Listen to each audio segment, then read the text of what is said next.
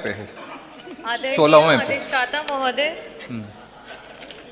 आदरणीय अधिष्ठाता महोदय, मैं आपका आभार व्यक्त करना चाहूँगी कि आपने मुझे वंदे मातरम पे हो रही चर्चा में भाग लेने का अवसर दिया।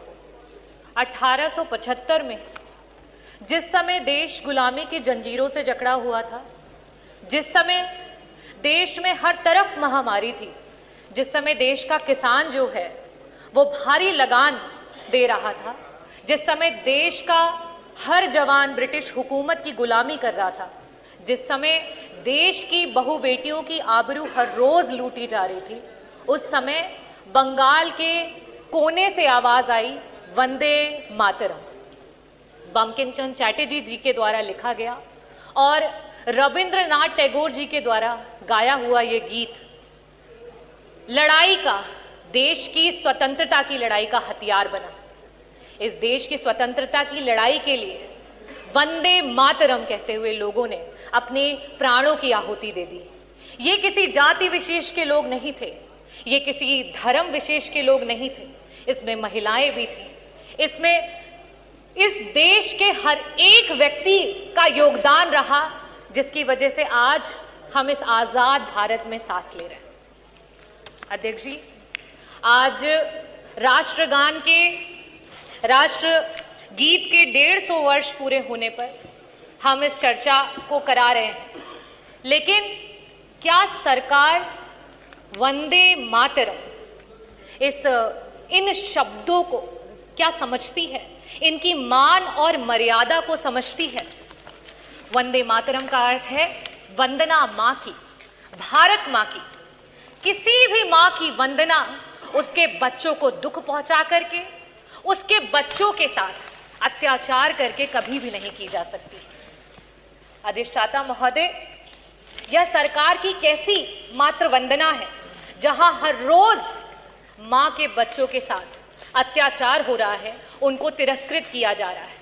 इस सरकार में हम आई लव जय श्री कृष्ण कह सकते हैं, हम आई लव वाहे गुरु कह सकते हैं, हम आई लव जीसस कह सकते हैं, लेकिन आई लव मोहम्मद कहने पर इस प्रदेश के बच्चों को गिरफ्तार किया जा रहा है। क्या ये है वंदे मातरम?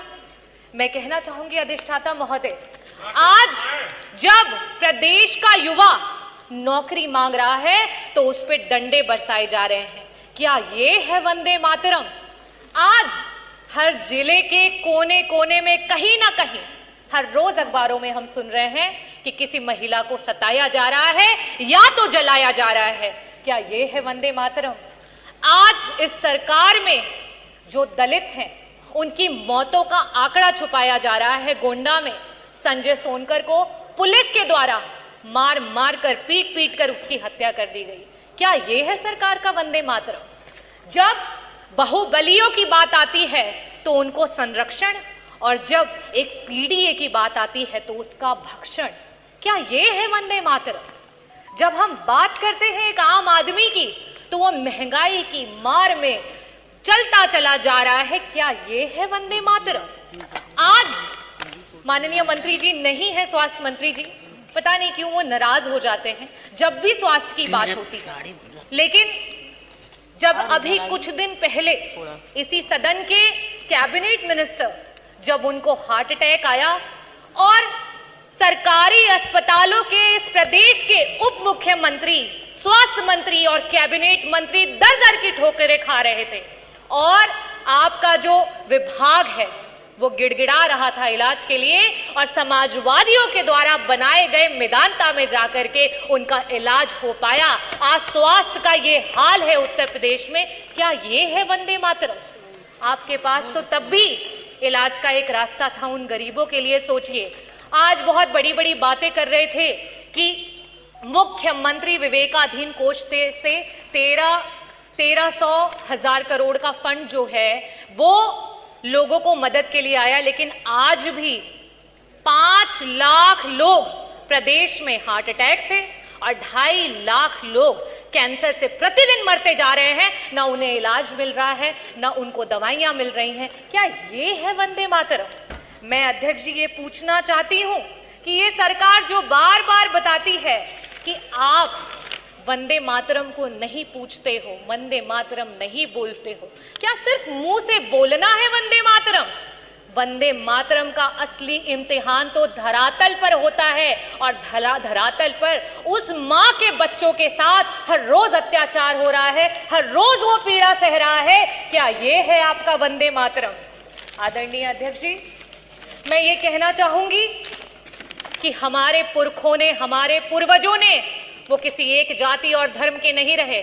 उन्होंने हंसते हंसते कफन को चूम लिया, फंदे को चूम लिया, तब हमें आजादी मिली है।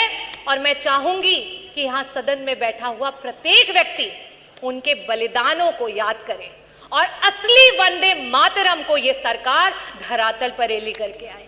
मैं पुष्प तो नहीं अर्पित कर सकती, लेकिन मैं शब्द चढ़ाती हूं।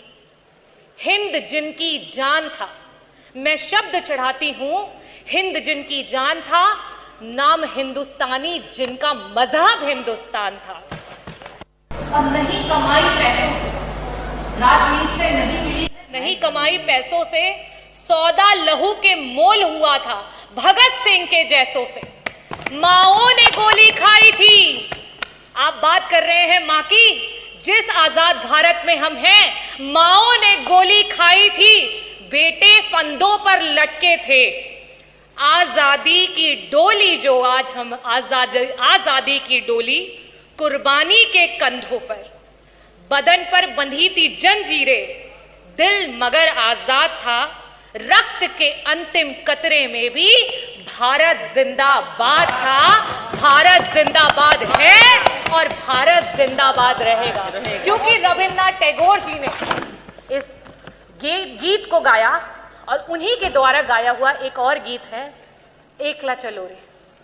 आज प्रदेश की सरकार की जो नीतियां हैं, इस पीड़ित समाज को जिस तरीके से तिरस्कृत किया जा रहा है, आज पूरे प्रदेश की जनता इस बात से जो है हामी भरती हुई, इस बात को पूरा करने जा रही है कि एकला चलो रे।